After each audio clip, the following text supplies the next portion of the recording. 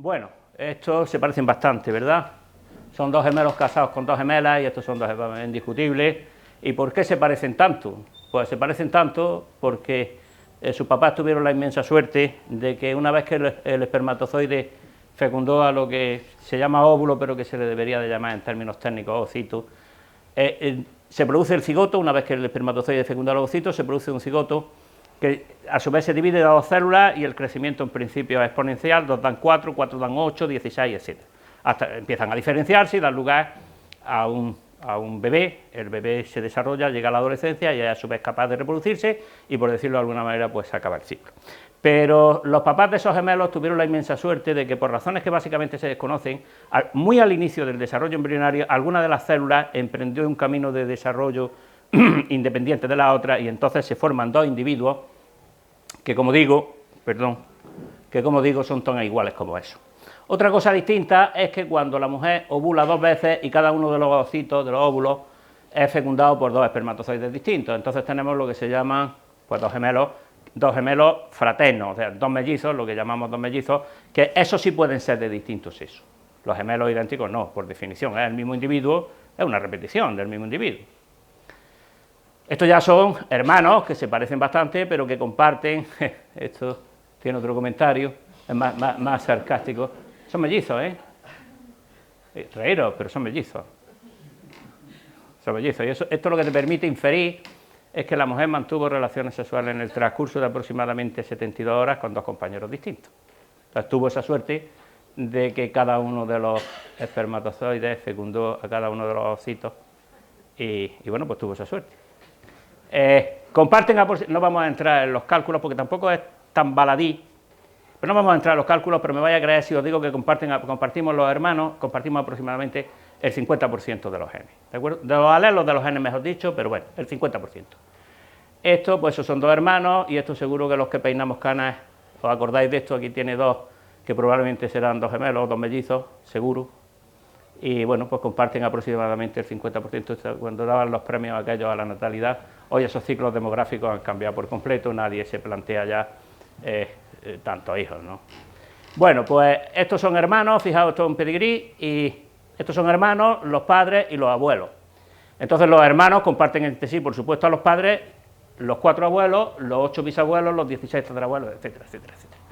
Pero fijaos que aquí están los primos. Entonces con mis primos ya no comparto los 4 abuelos, sino que comparto solo 2. Por lo tanto, con mis primos me parezco menos a mis primos de lo que me parezco a mis hermanos. Y así podríamos seguir, me parezco más a mis primos de lo que le parezco a los primos segundos, y le parezco más a mis primos segundos de lo que le parezco al vecino de abajo.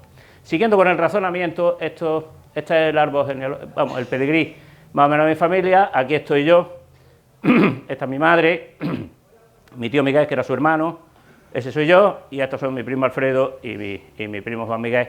Entonces, con mi primo Juan Miguel y con mi primo Alfredo comparto a los abuelos, a Miguel y a María, pero claro, no comparto a sus abuelos maternos, ni ellos comparten a mis abuelos paternos, a Encana y a Paco. Entonces me parezco a mis primos, pues menos de lo que le parezco a mi hermana, pero le parezco más de lo que le parezco a uno de aquí, por ejemplo. Siguiendo con el razonamiento, seguro que los que sois aficionados a la lectura aquí lo identificáis. Este es André Malraux, este de aquí. Este André Malraux, cuando le dieron el premio Nobel a Camus, él dijo que se lo tendrían que haber dado a Malraux. Este es Coetzee escribe unas novelas, él empezó a estudiar matemáticas, pero menos más que lo dejó y se dedicó a escribir, porque escribe unas novelas deslumbrantes. Se parecen entre sí. Hombre, si yo te dijera que Camus, lo que pasa es que aquí, claro, está como con el boga de la filosofía, ¿no? O sea, se ve que es una foto antigua, pero bueno, yo te podría decir, lo viste de otra manera y te digo, es mi vecino del quinto, y te lo crees, ¿no? Gabriela Mistral, Toni Morrison, una afroamericana, y Svelana Alisevich, una bielorrusa. He puesto premios Nobel, bueno, pues por poner ejemplo. Pero está claro que Gabriela Mistral le parece a Alisevich más de lo que le parece a la afroamericana. La afroamericana también, Toni Morrison, escribe unas novelas que te dejan en estado de shock, y esta es difícil no llorar cuando lee uno las voces de Chernobyl. Pero insisto en que Gabriela Mistral le parece a Alisevich más de lo que le parece a Toni Morrison, y siguiendo con el símil, este es que Zamburo que hace poco ha muerto, y este Gao Xian, que es un premio Nobel chino, y Rabindranath Tagore. Si empieza uno a ver, claro, si yo tiro de los no se pierda de vista que cualquier individuo tiene unos padres. Eso, que por baladí que parezca, yo he visto a los alumnos perder esos pies. En el siguiente sentido, si yo tiro de Alice Sevilla hacia atrás, siempre me voy a encontrar, pero tiro, y tiro de Gabriela Mistral hacia atrás, y voy a encontrar un grupo humano, antes de lo que voy a encontrar el grupo humano que compartirían con Toni Morrison. Si yo tiro de Samburo Oe y de Gao Xian hacia atrás, voy a llegar a un grupo humano antes de lo que voy a llegar cuando tire de Rabindranath Tagore hacia atrás, pero que también llegaré a un grupo. Joris Carol Oates y Chimamanda, pues siguiendo el mismo razonamiento, ¿de acuerdo? Y ahí están. Esto ya es distinto. Es decir, estos son una gorila y un chimpancé y se parecen entre sí más de lo que le parecen a ellas. Está claro, ¿no? Pero claro, yo sigo con el razonamiento y el chimpancé se parece al gorila más de lo que le parece al humano. Si yo de chimpancé y de gorilas tiro hacia atrás, voy a llegar a un grupo zoológico que va a estar más cerca de lo que están si tiro de ellos hacia atrás. Pero cuando tiro de todos hacia atrás, voy a llegar a un grupo que va a estar más cerca de lo que está, por ejemplo, un pez. Y ahí me voy a detener porque podría seguir tirando hacia arriba. Pero fijaos, eso que os lo he puesto así por fuera, eso es un reflejo directo de lo que nos parecemos por dentro e incluso de lo que nos parecemos en el comportamiento. Fijaos, en contra de lo que se cree, el comportamiento se hereda bastante. Fijaos que cualquiera discrimina aquí, es capaz de identificar aquí una conducta agresiva. Esa contractura de la musculatura facial, que es mucho más compleja de lo que es en los simios, pero esa contractura de la musculatura facial es un reflejo directo del estado del sistema nervioso. Y nosotros estamos, no porque nos lo eduquen, sino porque estamos genéticamente condicionados a saber descifrar esa mímica facial, ese segundo lenguaje, esa mímica, esa conducta gestual, que fijaos que ocurre aquí también. Bueno, y bueno, sí. Claro, no es agradable, ¿no? Ya te está diciendo, en gran medida te está diciendo las intenciones, y en gran medida te están diciendo las intenciones, y en gran medida te están diciendo las intenciones. Sí, seguimos con ello. ¿Qué es lo que hacen? Están defendiendo el territorio.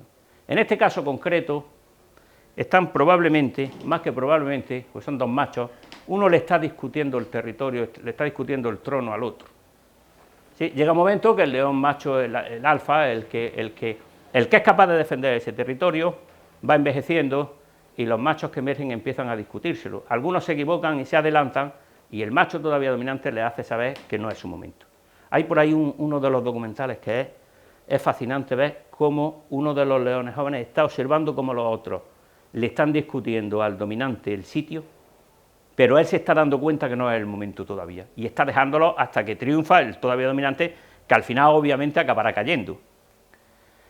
Lo hacen los chimpancés, y lo hacen los gorilas, y lo hacen los palestinos, y lo hacen los ucranianos, cualquiera que se sienta invadido. ¿Sí? Entonces, ¿qué es lo que están haciendo? Defienden el territorio, defienden el territorio, defienden el territorio, defienden el territorio, allí como pueden, y defienden el territorio. Fijaos, dice la agresión en coalición, una agresión letal en coalición, asociada en chimpancés en un parque de Uganda. La violencia es tremenda, pero tremenda. Dice, ataque letal en un adulto macho de chimpancé. Fijaos que lo viene a decir por aquí, a ver, perdón, aquí. Dice, la reactividad de la oxitocina durante un conflicto entre grupos en chimpancés salvajes. Esto lo está diciendo a las claras, pero subliminalmente lo que te está diciendo, si sabes interpretarlo, es que el comportamiento está en gran medida mediado por la constitución hormonal. A tales hormonas está el comportamiento. Entonces, fijaos que dice aquí, dice, la guerra es uno de los problemas más pervasivos entre sociedades humanas, y entender los mecanismos involucrados en la cooperación y el favoritismo dentro del grupo es de importancia capital. Se puede seguir leyendo, dice, los chimpancés salvajes comparten características de humanos en los conflictos intergrupos en términos de coordinación, apoyo de coalición y hostilidad a los que son fuera del grupo. Dice, ya se habían observado altos niveles de oxitocina en chimpancés después de compartir comida y acicalarse mutuamente. Es un circuito que se retroalimenta, es decir, hay un estímulo que desencadena el disparo de la hormona, la secreción de la hormona, y la hormona, a su vez, incentiva ese tipo de comportamiento. Dice, pero se presuponía que también producirían esta hormona en situaciones conflictivas en las que, además es que está cargado de sentido, en las que la coordinación entre los individuos del grupo es esencial para la supervivencia. Esto se puede ahora mismo trasladar a las tropas que están en guerra, tanto las ucranianas como las rusas.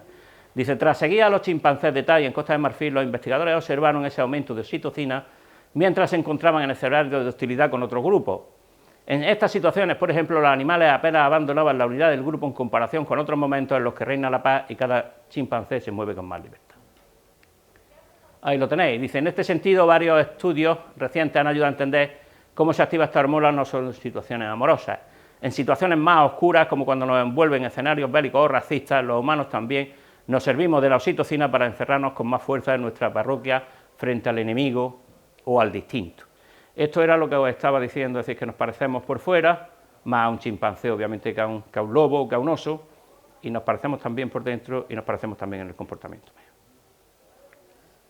Ahí lo tenéis, dice, el neuropéptido oxitocina regula el altruismo parroquial en conflictos entre grupos entre humanos.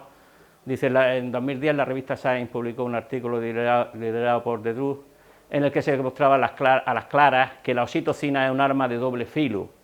Consolida el amor del grupo y despierta la agresividad hacia los ajenos, ambas cosas. Tras inhalar la hormona, los sujetos estudiados tomaron decisiones más lesivas contra los grupos que no eran el suyo. Estos resultados llevaron a hablar incluso de la posibilidad de utilizarla en soldados. Posteriormente se usó este método para mostrar que al inhalar oxitocina los humanos nos volvemos más xenófobos. En un experimento virtual multiplicaba las opciones de que estudiantes holandeses sacrificaran la vida de un musulmán. Es horrible, pero el trabajo está bien hecho, está publicado además en una revista como Science. La necesidad fundamental de un apoyo dentro del grupo en tiempos de conflicto entre grupos no es únicamente humana, sino que está también presente en nuestros parientes vivos más cercanos como el chimpancé. Ahí lo tenéis, chimpancés en guerra por territorio. Dice, los chimpancés están en guerra matando sin compasión a miembros de grupos vecinos para expandir su propio territorio. Los investigadores pasaron 10 años mirando a 2 grupos de chimpancés que viven en Ogogo, en el Parque Nacional de Kibale de Uganda. Uno de los grupos era inusualmente mayor, con cerca de 150 miembros y parecía tener un número desproporcionado de machos. Es curioso porque dice, durante este tiempo observamos que los chimpancés de Ogogo mataron o hirieron fatalmente a 18 individuos de otros grupos. A veces también se equivocan, es decir, ellos emprenden guerras contra un... Es muy curioso. Bueno, muy curioso, la verdad es que es perturbador, porque emprenden la guerra previos cálculos de que creen que van a ganar. Que a fin de cuentas es lo que hacen los humanos. Los humanos, es decir, un país inicia una guerra si entiende que va a ganar. Lo que pasa es que a veces se equivocan, que es lo que le pasa algunas veces a los chimpancés, se equivocan también. Pero cuando triunfan, ¿qué hacen? Exterminar a los otros, agrandan el territorio y aumentan su frecuencia a expensas de los que había. Ahí lo tenéis, agresión letal intragrupo, dentro del grupo, en chimpancés del este de África, dice inferior, matando al macho alfa. Y fijaos que no son precisamente amables. Sí, dice, la inusitada violencia de este grupo puede deberse a la escasez de hembras reproductivas, según se sugiere. La escasez de hembras, la hembra por definición, como veremos luego, es el sexo escaso, aunque sea el 50% de la población, la hembra en biología por definición es el sexo escaso. Luego abundaremos en la idea. Dice, los científicos creen que este caso, el primero en el que se registra este tipo de ostracismo que deriva en muerte, tiene una explicación reproductiva, y es que en esta comunidad hay muchos más machos que hembras en madurez sexual, un escenario de extraordinaria competencia por aparearse que estaría volviendo más violentos a los machos. ¿Qué se selecciona en un escenario como ese? Pues los más violentos. Serán los que tendrán más acceso a las hembras y esos genes pasarán a la siguiente generación más de lo que hacen los perdedores, los chimpancés que no son capaces de soportar esa agresión o de lucharse. Ya os dije que iba a decir cosas bastante desagradables. Este es Miguelón, es un preneandertal de hace 400.000 años y parece que, dice, llama la atención uno muy fuerte, un golpe muy fuerte en el lado izquierdo de la cara que le fracturó un premolar y le provocó una deformación. La deformación de la cara y una septicemia que le debilitó, incluso pudo ser la causa de la muerte. Eso quiere decir que hace 400.000 años unos bastante como nosotros no eran todos amables.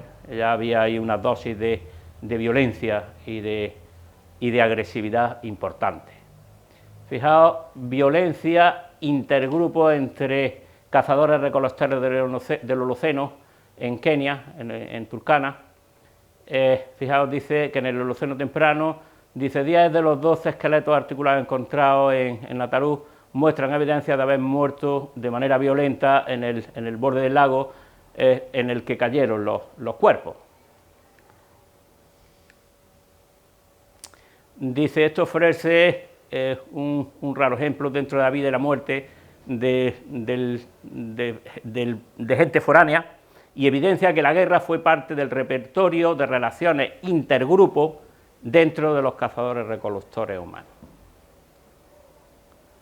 Fijaos, esto ya estamos en el segundo milenio antes de la era común, que se dice ahora, y fijaos, claro, ellos decoran en función de lo que viven. ¿Y qué es lo que decoran? Pues aquí tiene un arco y una flecha y está apuntando, y estos tampoco parece que la relación sea amable.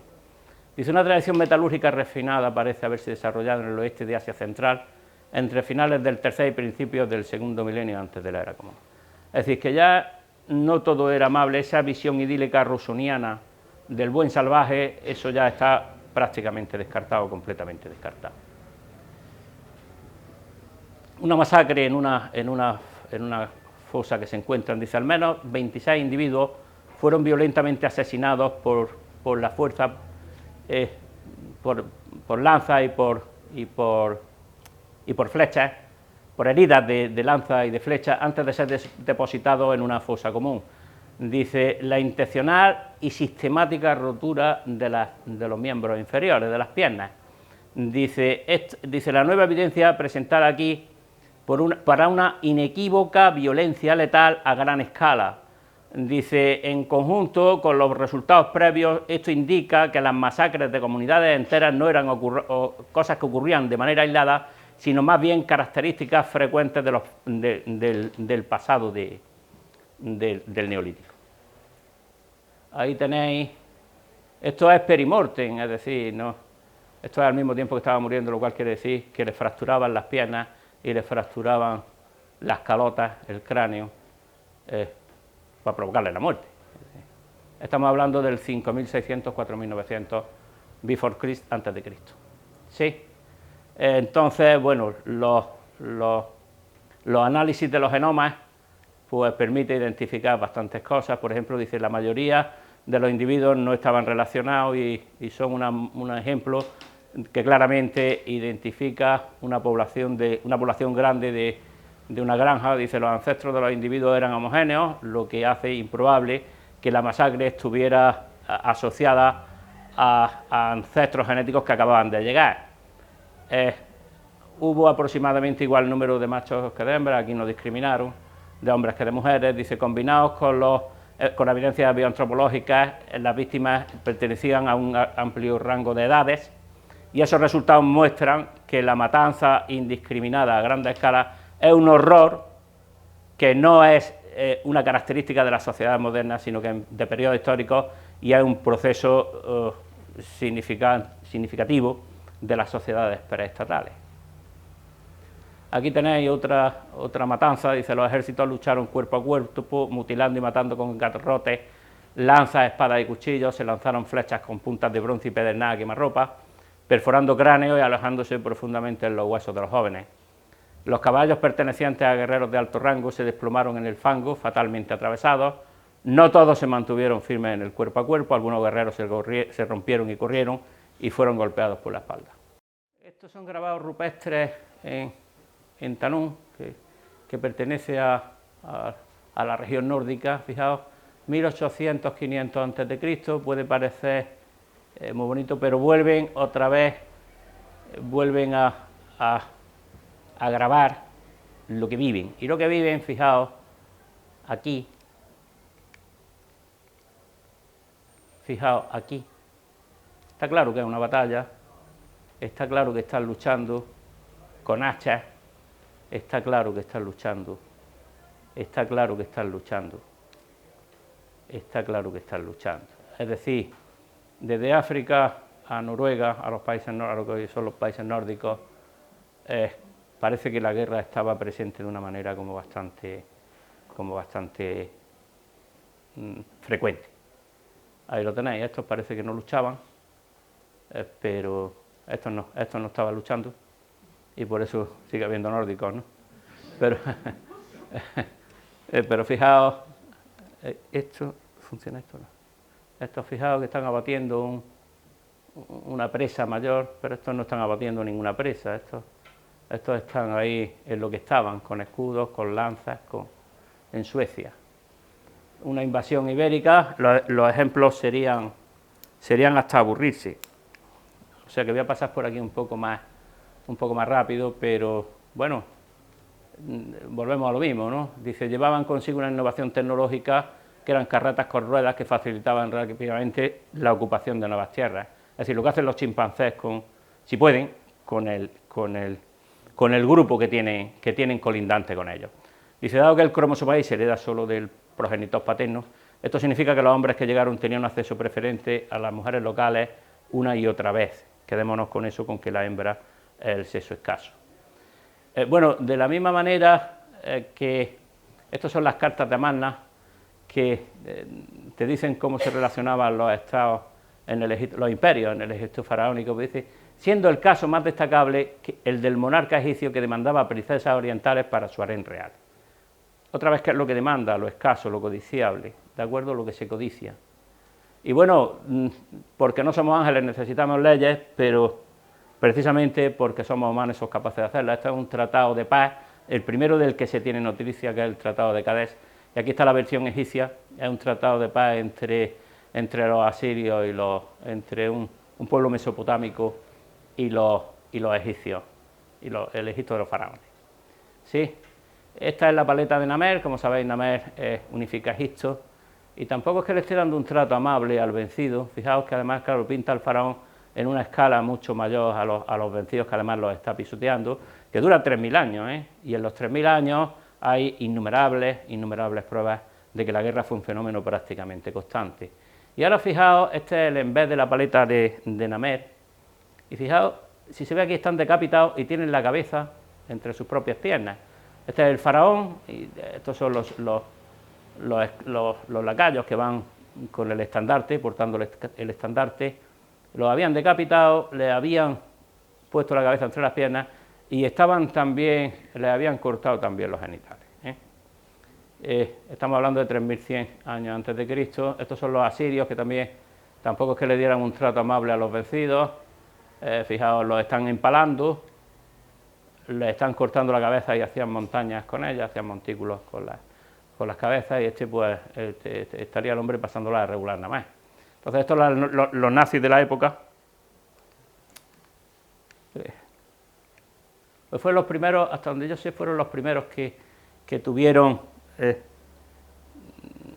que deportaban a los sometidos hasta que los hacían desaparecer, primero porque los esclavizaban, obviamente, y segundo porque acababan diluidos entre ellos mismos.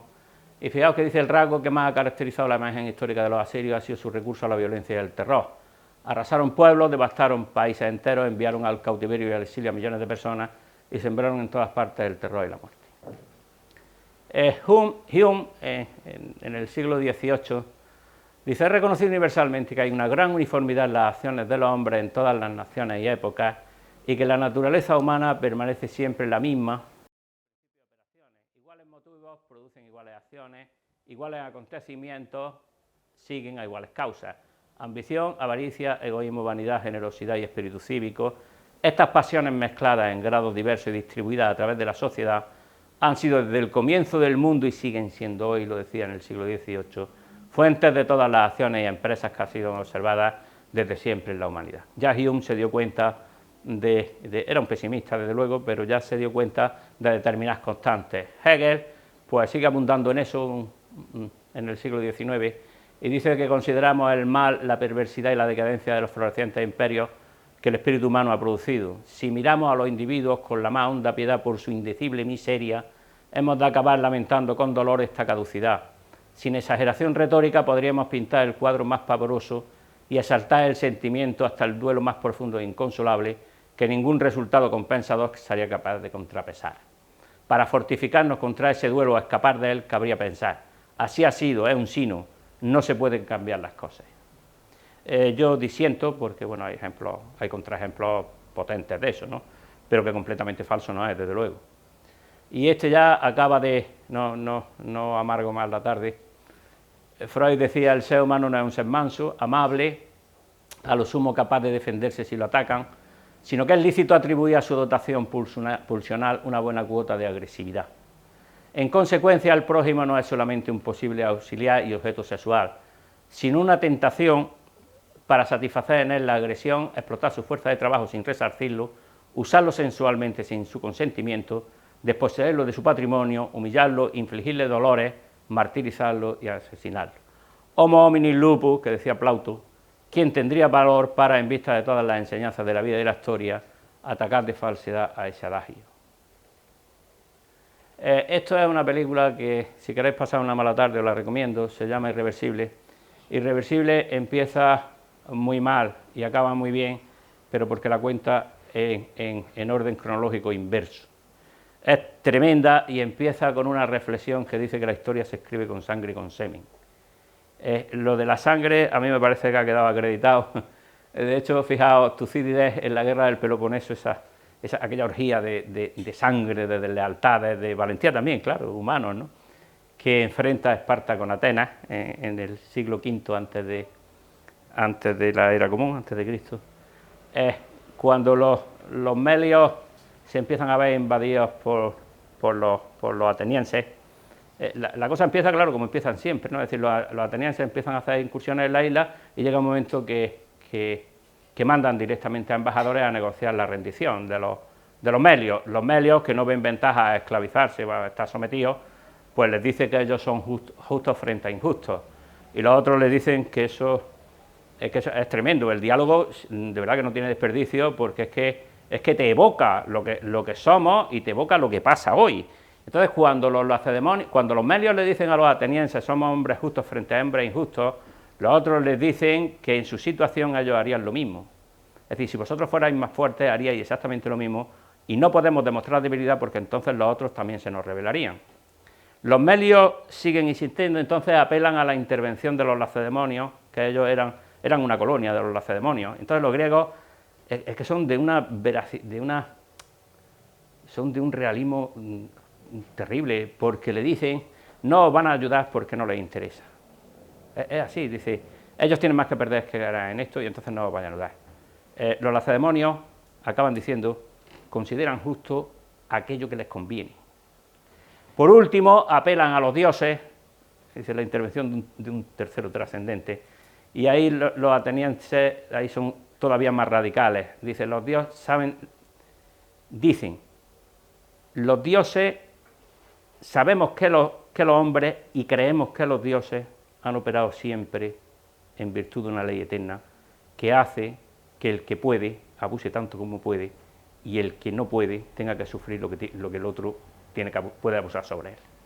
El final de la historia es espantosa. El final de la historia es espantosa porque los embajadores atenienses se retiran pidiendo cordura, pidiendo inteligencia y les vienen a decir: vaya a perder seguro, no os interesa defenderos.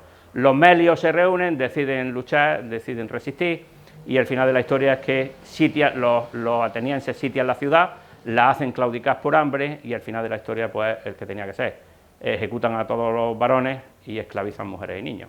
Mandan una nueva colonia ateniense y ahí se acabó la historia de los melios. Las cruzadas, ¿no? Sí, ya esto tiene un componente de monoteísmo. 5 millones de muertos, hasta donde eso se puede contar. La conquista del Nuevo Mundo por castellanos y portugueses, pues hasta donde se puede contar, fueron también unas masacres, pero que los aztecas también tenían sometidos a los pueblos circundantes y los incas a los suyos, es decir, no era nada nuevo.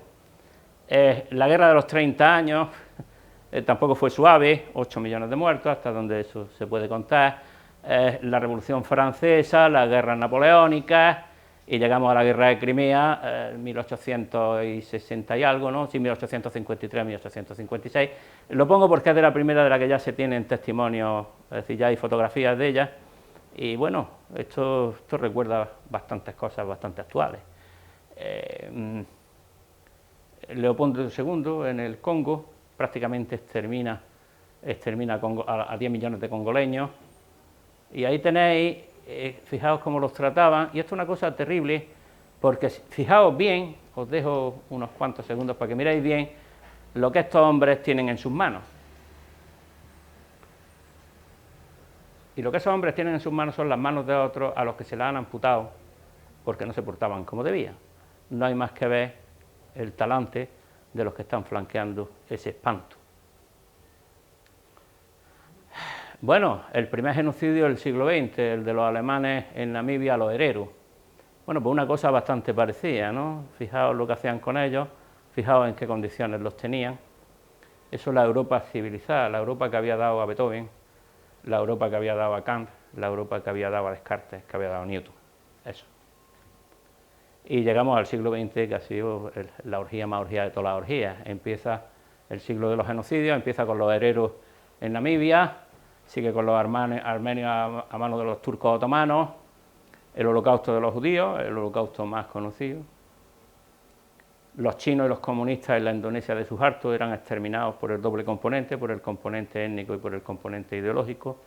Los Khmeres rojos en Camboya, probablemente el régimen más lunático que ha dado la historia de la humanidad. 2 millones de personas sobre un total de 8 que tenía aquello. Y los Hutus y los Tutsis en Ruanda, que la mayoría de los, por lo que veo, la mayoría de los que estamos aquí nos acordamos de eso. ¿Sí? 800.000 muertos en 5 meses. La Primera Guerra Mundial, 8 millones y medio de muertos, la guerra famosa de trincheras, los cráteres. La Primera Guerra, claro, la tecnología había progresado mucho y obviamente se había dedicado a que unos mataran a los otros. En la Revolución Rusa y la Guerra Civil, que tampoco fue amable, como se puede ver aquí, otro espanto. La Guerra Civil Española, entre 500.000 y 1 millón de muertos. Dice, cualquiera que sea abierta o secretamente defensor del Frente Popular debe ser fusilado.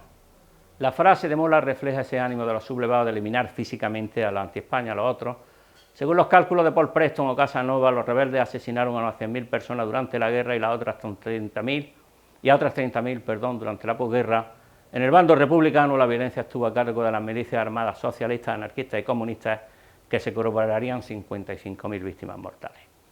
Aquí tenéis el asesinato de unos salesianos a manos de los del Frente Popular, el asesinato de Calvo Sotelo a manos del otro bando. Es que es horrible, estos iban a caer poco tiempo después, iban a ser fusilados, este también. Esta es la fotografía esta más icónica, ¿no? Y cuando el embajador francés volvió a Francia y le preguntaron qué pasaba aquí, dijo literalmente, son feroces. Lo cual no era mentira, pero que no nos distinguimos, no se distinguían de otros tantos. Los turcos con los otomanos no eran amables, o los belgas con los congoleños. Bueno, todo el mundo los conoce, ¿no? La Segunda Guerra Mundial, ¿qué decir? ¿Qué decir? La victoria de los aliados y eso que tanto tiempo había estado en el imaginario de los cristianos, ¿no? El apocalipsis, que llegó en forma de la guerra, de las bombas atómicas.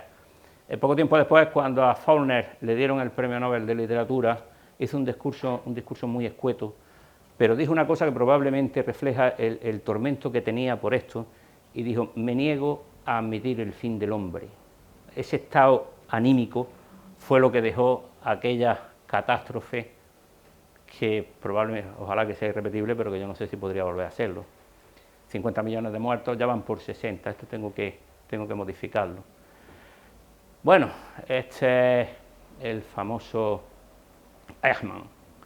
Eichmann aplica los principios, la racionalidad de la que hablaba Max Weber, la racionalidad formal, es decir, los mejores medios para el fin que se quiere conseguir, que esa es la inteligencia, el empleo de los mejores medios para los fines que se quieren conseguir. Entonces, aquí se ven los raíles entrando a Auschwitz, Y la verdad estaba bastante bien diseñado, porque hubiera sido imposible matar a tantísima gente a bayonetazos o a tiros. Las escenas de pánico hubieran sido caóticas, hubiera sido inmanejable aquello. Entonces, ¿qué es lo que hacen?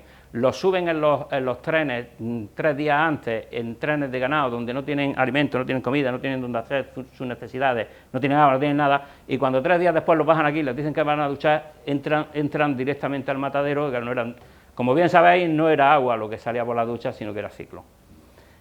Lo detienen en Argentina, como sabéis, lo trasladan a Jerusalén y lo ejecutan. Y aquí tenéis a Hannah Arendt, probablemente una de las mentes más lúcidas del siglo XX, y decía una cosa que era terrible, porque ella tuvo que salir de Alemania, porque si la pillan no hubiera salido de Alemania, era judía, y fue al juicio contra Eichmann y decía que estaba completamente perturbada, que estaba completamente conmovida, porque decía que había esperado encontrarse un monstruo moral, y se encontró un hombre completamente normal, que lo que aducía en su defensa era la obediencia debida. Dice, yo esperaba encontrarme un monstruo y me encontré un hombre normal, un burócrata gris y mediocre, lo cual me hace pensar que no solo Eichmann, sino que muchos otros hubieran sido capaces de hacer una cosa muy parecida. Bueno, los triunfadores de la Segunda Guerra Mundial, Truman, Churchill y Stalin, y llega la Carta de Naciones Unidas, dice, nosotros, los pueblos de Naciones Unidas, resueltos a preservar a generaciones futuras del flagelo de la guerra, que 2 veces, se refiere claro a la primera y a la segunda, durante nuestra vida ha infligido a la humanidad sufrimientos indecibles. Pero no fue verdad. La voluntad era buena, pero solo 3 años después se funda el Estado de Israel y empieza la primera de la guerra árabe-israelí, que luego ha devenido en Palestina-israelí.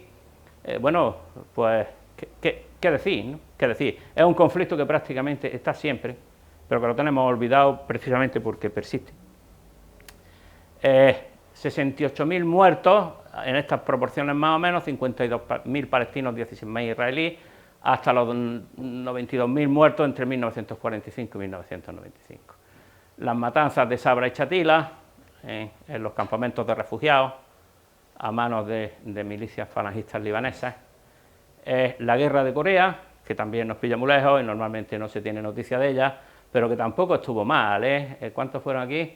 Tuvo entre 1.187.000 y 1.545.000, 778.000 muertos, es que se dice pronto, unos 54.000 estadounidenses y 500.000 chinos, que se dice pronto, y esto normalmente, pues la verdad es que no se sabe mucho, pero que no fue un periodo amable, ni mucho menos. Llega la guerra del Vietnam, 1955-1975, esto que me imagino, hace poco murió el ejecutor, fijaos, el espanto, y le decía a un general vietnamita, dice, ustedes los estadounidenses, ¿cuánto tiempo quieren luchar, señor Salisbury? Interpretó don al reportero, 1 año, 2 años, 3 años, 5 años, 10 años, 20, les complaceremos con gusto decir, vamos a resistir, que de alguna manera es lo que están haciendo los ucranianos, es decir, se vuelve a repetir otra vez, una y otra vez.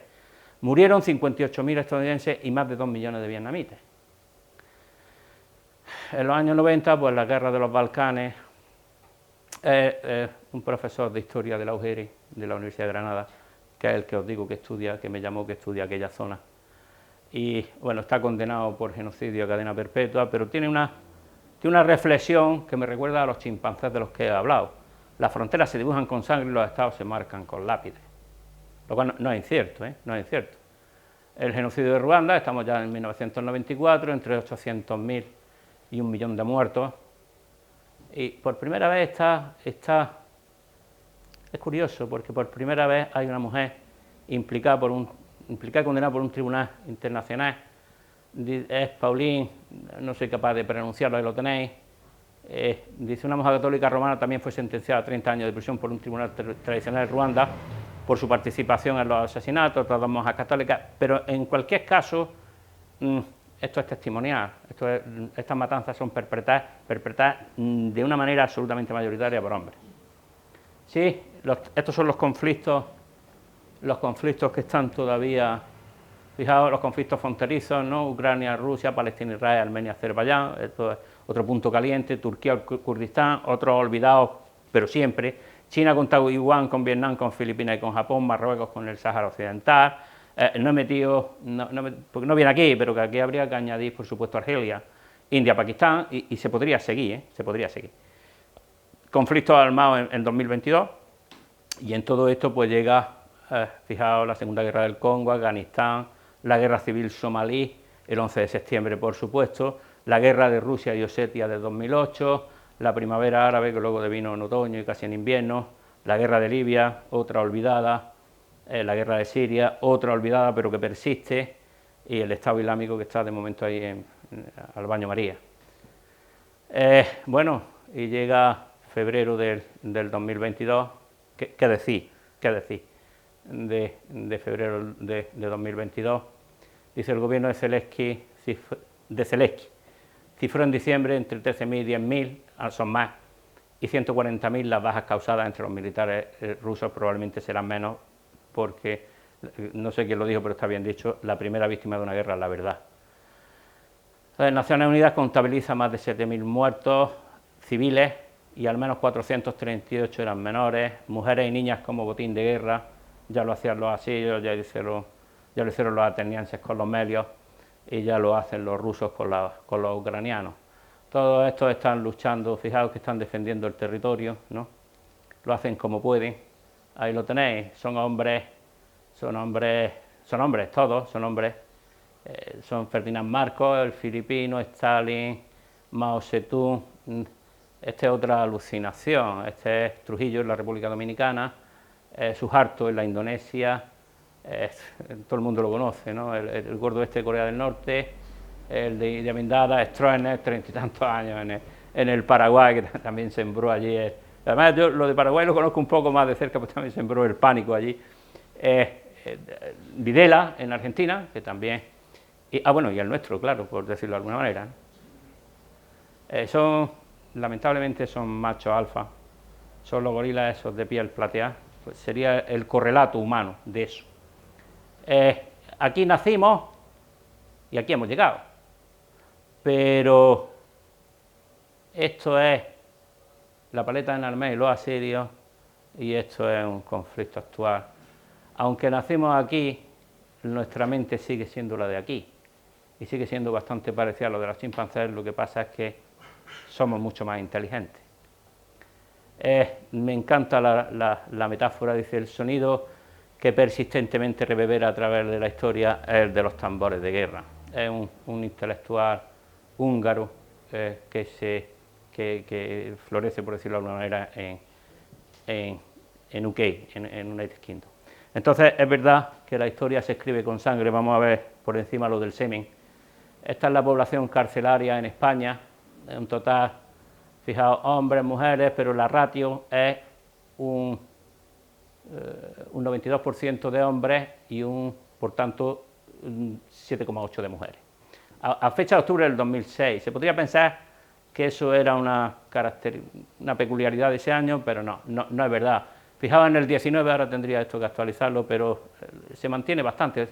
Claro, se podría pensar y decir, bueno, pues eso es lo que pasa en España. Pues ya está. Pero no es lo que pasa en España, es en las Islas Maldivas, es en Portugal, es en Nueva Zelanda, y no hay una sola excepción, no hay solo país en que sea al revés, ni uno. Ni uno en el que no baje del 10%, la mujer en el que suban un 10%. Se podría pensar que, como ya hace 50 años, a lo mejor incluso un poco largo, en los países nórdicos empiezan las políticas de igualdad de género, empiezan a incentivar la igualdad, empiezan, pues se podría pensar que las cárceles iban a estar repartidas al 50%, pues no, la verdad es que no, y que no sea así. Crimen y género, bueno, esto es que no deja lugar a dudas. Esto no he encontrado el periódico, mira que lo he buscado, es del 29 de enero del 2009, dice que en la comparación por delitos los chicos ganan por goleada en conductas de violencia extrema. Las chicas, por el contrario, superan al otro sexo en pequeños hurtos cometidos en tiendas. Dice, estas tres expertas en criminología ven como algo imposible que algún día chicas y chicos, mujeres y hombres, alcancen niveles idénticos en las estadísticas por actos delictivos o violentos. El sexo femenino sigue siendo en ese mundo una minoría. Por cada 10 mujeres que cometen delito o falta hay 100 hombres y no es una novedad, ha ocurrido en todas las épocas y en todos los países. María Dolores Serrano, profesora de Criminología en la Universidad Nacional de Educación a Distancia, nos recuerda que aunque los factores biológicos hayan desaparecido progresivamente de las explicaciones, tampoco deberíamos desterrarlos por completo. Se sigue investigando cuestiones biológicas relacionadas con las hormonas y las conexiones neuronales que podrían ayudarnos a entender ciertos comportamientos masculinos. Dice el enigma de la delincuencia femenina.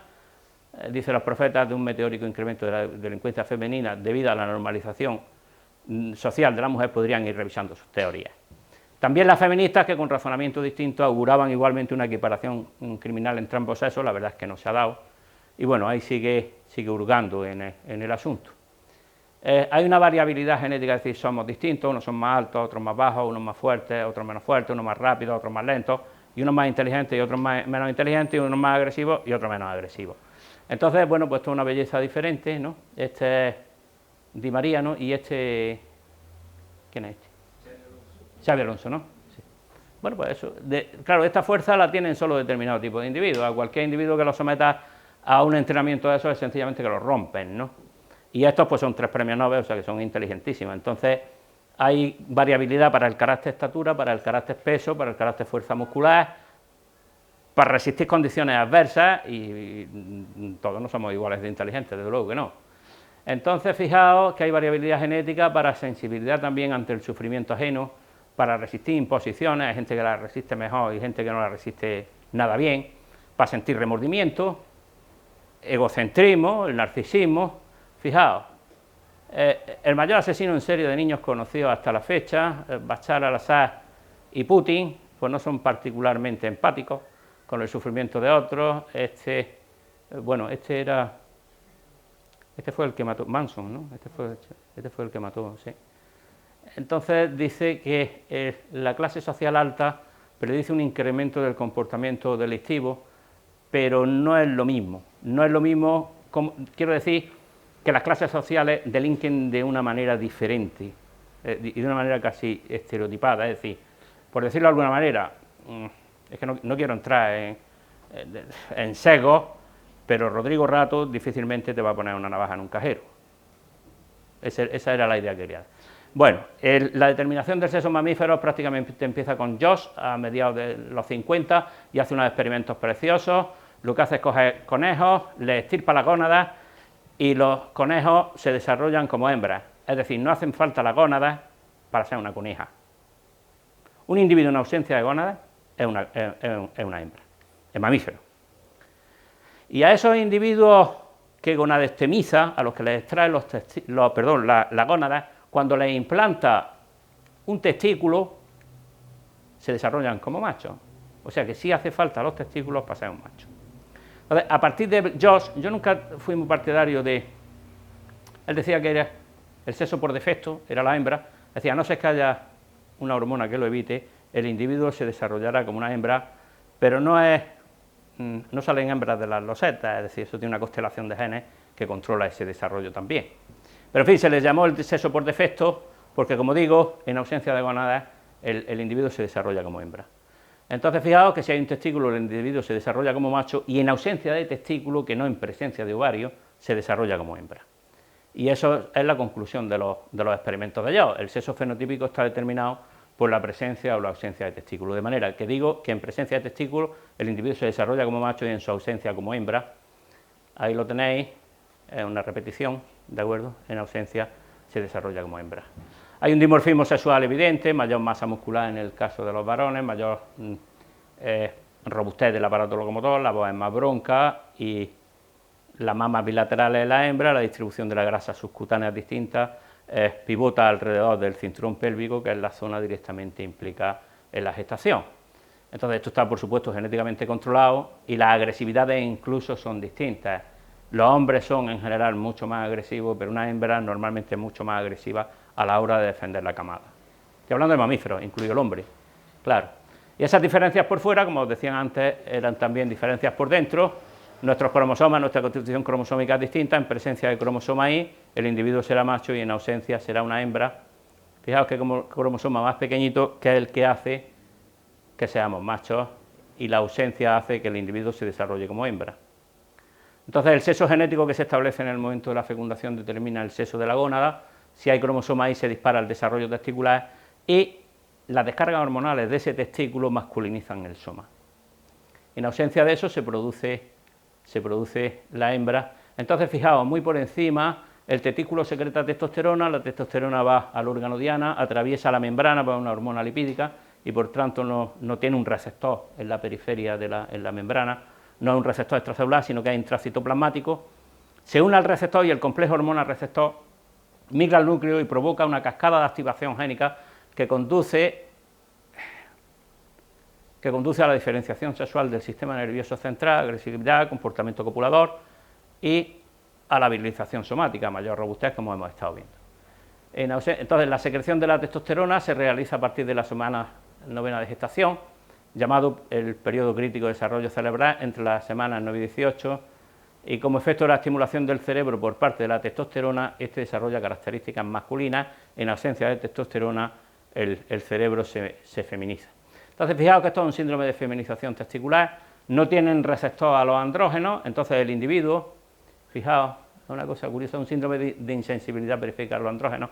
Este individuo es XY, tiene testículos que son intraabdominales, el testículo secreta testosterona, pero como tienen mutado el receptor, el complejo hormona-receptor no es funcional, no migra al núcleo y el individuo se desarrolla como una hembra fenotípica totalmente indiscutible. De hecho, muchas de estas niñas se diagnostican cuando llegan a la adolescencia porque no arreglan. Entonces, claro, ya tiene 15, 16 años y no ha arreglado, la llevan al médico, tiran de cariotipo y se dan cuenta que es un X. Hay que sacar rápidamente esas gónadas porque suelen degenerar en tumores, ¿sí? Pero esto es un caso que a mí me parece como bastante ilustrativo de hasta qué punto la testosterona puede ser la hormona clave. Esto es eso, la insensibilidad periférica a los andrógenos. Fijaos que cualquiera que vea eso en un gimnasio, pues una mujer, ¿no? No hay nada que discutir. Pues son aquí y tienen testículos, aunque no se vean. Esto voy a pasar muy por encima porque lo que viene a evidenciar es que el comportamiento sexual está mediado por hormonas y por tanto por los genes que están detrás. Esto es un síndrome que no nos viene. Estos, fijaos que están peleando. ¿Por qué pelean? ¿Por qué discuten? ¿Por qué discuten y por qué discuten? Por lo que discuten los machos, ¿no? Estos están peleándose por territorio, por hembras, seguro que, vuelvo a insistir, son el sexo escaso. Decía Hobbes que el mayor de los placeres es el que nos invita a reproducirnos. Eso no es porque sí, eso es porque los genes están ahí presionando. Es que me parece genial la reflexión. Dice, el fin último de los enamorados es que cierto descendiente sea engendrado, aunque ellos no lo sepan. Nacimiento, cópula y muerte, si vamos al grano, esos son los hechos. Nacimiento, cópula y muerte, otra reflexión bastante pesimista. Y la de Camus, que a mí me gusta mucho, dice, en el fondo no ignoraba que moría a los 30 años, a los 70 importaba poco, pues naturalmente en ambos casos otros hombres y otras mujeres vivían y así durante miles de años. La selección sexual, ahí lo tenéis, el pájaro y la pájara. Con esto, esto es drosófila, la hembra que es más grande que el macho y la hembra, y esa selección sexual es la hembra la que elige. Si esto se lo enseña a una gallina, la gallina va a ser insensible a eso, es específico de especie, y eso quiere decir que esa hembra tiene los genes que le hacen discernir ese lenguaje de que este pavo tiene unos genes adecuados para la reproducción, ¿sí? Estos son monos aulladores, la misma historia, y bueno, estos somos nosotros, que tampoco nos escapamos a eso, aunque el lenguaje obviamente es distinto. Esto es una broma machista, desde luego, pero totalmente machista, pero por término medio a lo mejor conserva algo de verdad. Lo digo más que nada para provocar. Dice, ¿qué características escoge el hombre? Pues fundamentalmente eso que estamos viendo ahí. No es que yo me lo invente, es que está referenciado, es que eso está estudiado, ¿no? ¿Qué características escoge el hombre? He puesto casos extremos, desde luego, totalmente extremos. Fijaos, el rey de España, precisamente por ser rey, no se podía permitir estos privilegios, era un adicto al sexo, dice, una conducta sexual compulsiva, y por aquí tengo... Lo suyo no eran las jóvenes y guapas, sino lo que suyo era todas sin importar la edad, el aspecto y la dedicación. Se había casado con Isabel de Borbón, con la que tuvo incesantes relaciones, tanto así que tuvieron 11 hijos, pero era un rey adicto al sexo, viudo y sin heredero. Se casó entonces con su propia sobrina, la cual debería haber contraído matrimonio con el fallecido Baltasar Carlos. Del matrimonio con Mariana nacieron 6 hijos más. Fuentes de la época consideran que Felipe IV tuvo al menos 30 hijos bastardos. Bueno, ¿qué características escoge la mujer? También está, decía Kissinger que el poder es un afrodisíaco potente, y bueno, pues ahí lo tenéis. Esto también está referenciado, por supuesto, también está estudiado, ¿no?, que hay una elección diferencial. No es que no ocurra al revés, pero es mucho menos frecuente. No es que no ocurra al revés, sí ocurre, pero es mucho menos frecuente. La escandalosa vida sexual de Duterte, el presidente de Filipinas, tampoco es un adagio de probidad Donald Trump, ni Putin tampoco, en fin. Entonces, ¿qué características escoge la mujer? En gran medida, hombres poderosos y con recursos. Doris Lessing decía que un hombre puede tener un orgasmo con cualquier mujer, mientras que una mujer normalmente los tiene solo con hombres de los que suele estar enamorada. Está muy bien dicho, tengo que subrayar ya lo de normalmente, porque puede que no, claro. Y Edna O'Brien, que escribe también unos cuentos deliciosos, una irlandesa que suena mucho para el premio Nobel, dice: el hombre puede ayudar a fregar los platos, pero siempre anda con la mirada en otro sitio y su compromiso es más ambiguo. ¿Qué características escoge ninguno de los sexos? Pues normalmente ni personas enfermas, ni personas mayores. Esto está permeado de reproducción. La diferencia en los deportes, en 50 sociedades distintas arrojan que los hombres hacen mucho más deporte, todo lo que sea competición es mucho más llamativo para el hombre que para la mujer. Son delitos exclusivos de género, prácticamente no hay contraejemplos. En 2015, 57 mujeres, en 2017, 47, 44, 47, en total 976, en 2018, tremendo, una especie de plaga, ¿no? Es un delito prácticamente específico de género. Esto también es prácticamente específico de género. Un párroco que confesó haber violado a una monaguilla de 10 años, no hay un contraejemplo de una monja que haya hecho lo mismo, porque además es que los busco activamente. Acepta 5 años de cárcel por violar a su hija discapacitada en Lérida. Es bárbaro. 10 años de cárcel al monitor que abusaba de niñas de 3 años. La investigación al monitor por abuso sexual se extiende ya a 27 colegios. Es un delito exclusivo de género. Las monitoras no abusan de los niños, son los monitores de las niñas.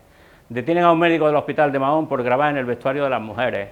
Lo del boyer, lo del mirón, lo de instalar una cámara, difícilmente lo hace una mujer, o yo no tengo noticia de que lo haya hecho. Detenido el director y un técnico por grabar con cámara oculta en el baño de un instituto. El jefe de tráfico alega que puso cámaras para protegerse y no para grabar a sus compañeras por debajo de la falda. Patético, sencillamente patético. Detenido por grabar dentro del vestuario de las mujeres en las piscinas de Lagunas. Un mozo reconoce que ocultó la cámara en el vestuario para grabar a sus compañeras. Es un delito exclusivo de género. Casi 40 sacerdotes, bueno, esto es una especie como de plaga, ¿no? Claro, el Papa no sabía ya lo que decir. Una iglesia irlandesa en profunda crisis recibe al Papa. Un arzobispo australiano en arresto domiciliario por encubrir la pederastia, pero que no se restringe a los católicos, que los budistas también tienen lo suyo, que no son únicos, y los protestantes. Un delito específico de género, pues no hay monjas, juzgan a un pediatra español por agredir a 52 niños en Suecia, un delito específico de género, y así seguimos, abogados, curanderos. Esta dice que la violó Harvey Weinstein, y luego pues el chico la acusó a ella de haberlo violado. Ha prosperado poco, porque parece que $300.000 de por medio lo disuadieron de seguir con la denuncia adelante. Es un caso más discutible. El país donde las violaciones de niñas se convirtió en algo natural. Es horrible, es horrible. Cascos azules de 21 países fueron acusados por abuso sexual en 2015. No cascas azules, no, cascos azules, acusan a cascos azules de la ONU de violar a mujeres y niños. Están en escenarios de guerra donde ellos creían, muchas veces con buen criterio, de que iban a quedar impunes. Muchos habrán quedado impunes, pero a algunos se les ha pillado, y pertenecen, cascos azules de la ONU, en Haití: violación tumultuaria, sexo por comida, pederastia e impunidad. No son ellas, no eran las cascos azules, eran los cascos azules, los hombres. Un delito específico de género que ha salpicado a los intelectuales, a los directores de cine, a los hombres de Estado. Dice: tengo una sexualidad más ruda que el promedio de los hombres. No sé cómo ha estudiado lo ruda que es la sexualidad de los otros, pero lo pillaron también con el carrillo de los helados. El premio Nobel de Literatura, los intelectuales están también tan pringados como los que no lo son, un delito específico de género. La trata de blancas, pues no hay trata de blancos, hay trata de blancas nada más. hasta donde yo tengo documentado, esto todo el mundo tristemente lo conoce, La Manada, que nadie se la imagina al revés, 5 niñas, adolescentes o jóvenes, metiendo a un chico en un portal y abusando de él. Es que no es concebible. De hecho, creo que ni la ley lo contempla. O a lo mejor, una mujer violada en España cada 8 horas, según Interior, ya es un país relativamente seguro. No me quiero imaginar, las estadísticas no las he buscado, pero no sé, no quiero, pero se podrían buscar otros escenarios donde esto se dispara. Totalmente, donde se dispara. Y aquí, que voy a acabar con esto, está bien, ¿no? 1 hora y 5, 1 hora y 10. Porque es que lo dice un sociólogo y a mí me pareció un concurso de biología y sociología que me pareció imbatible. Entonces son los postulados sociológicos sobre la naturaleza humana. Salvador Ginés era un catedrático de sociología de la Universidad de Barcelona, murió poco antes del confinamiento, y dice: los seres humanos son animales y sus rasgos como animales son en gran medida la base de la vida social de la especie, que se expresa según las tendencias biológicas de respuesta emocional e instintiva innata a ella. Los seres humanos están dotados de una fuerte tendencia a maximizar su satisfacción física, tanto como lo permitan los recursos disponibles. Los seres humanos están dotados de una fuerte tendencia a maximizar su dicha y bienestar subjetivo, según lo permitan los recursos físicos y sociales disponibles, muchas veces en detrimento del bienestar físico y o moral de sus propios congéneres. No existe límite innato al apetito del hombre por la apropiación de bienes, honores, poder, privilegios y servicios. Tal límite viene dado por la estructura social y moral del mundo en el que vive. Es decir, yo hago a no ser que tú no me dejes hacer más. Que era algo lo que decía Freud. Los intereses y preferencias del individuo junto con los de sus congéneres más allegados, si ambos son compatibles, orientan su conducta, la cual se ejerce si es menester en detrimento de los intereses de los demás. Cuando los individuos pueden perseguir sus intereses individualmente, no lo hacen colectivamente. Si colabora es porque piensa que le interesa, no porque le interesa que con quien colabora. El nepotismo, el clasismo y el favoritismo son la norma en distribución de las posiciones sociales codiciadas y ocurren en la medida que puedan ser tolerados por terceros en una sociedad, en una situación social dada. Entonces la historia se escribe con sangre y con semen, desde luego, y yo aquí ya sí he terminado. Y ahora espero vuestra...